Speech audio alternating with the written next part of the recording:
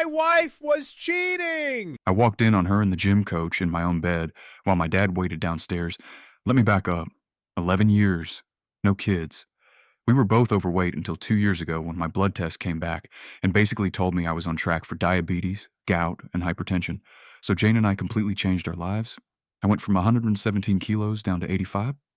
She went from 83 to 65. We looked great. We felt great. And that's when we started going to the gym. That's where Baldy came in. That's what I call him. The coach. Ripped, shirtless every chance he got, and absolutely fixated on my wife the second she started losing weight. One afternoon, I caught Jane staring at him while he flexed at the cable machine, and she literally licked her lips. When I brought it up in the car, she said she didn't even notice. I told her she was staring. She said she must have been thinking about something else.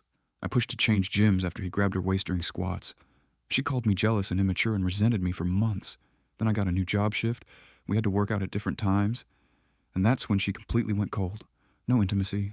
One-word text. She told me I needed therapy for my trust issues. And I actually I sat in a therapist's office for a year trying to fix myself for a woman who was already sleeping with someone else. I found out from the security guard. Mr. P mentioned a masseur had come to visit Jane. I knew immediately. I took the day off, borrowed a car, and followed her to the mall. She left her phone in her car so the location would show home. She hadn't been to the gym in 8 months.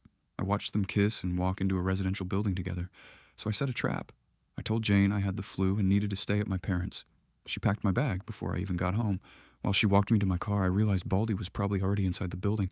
I came back, slipped in quietly, heard music, heard moaning, his clothes and hers on the sofa outside the bedroom door. I hit record and opened the door. Jane screamed. Baldy walked toward me naked and said, and I quote, "Why don't go for a walk, buddy?" So I hit him in the throat with an open hand, exactly like Mel Gibson in Ransom, and watched him drop to his knees gasping. Then I kicked him out into the hallway where my dad, my brother, and Mr. P were all waiting. I still can't process that I spent a year in therapy thinking I was the problem. What would you have done? My wife was cheating!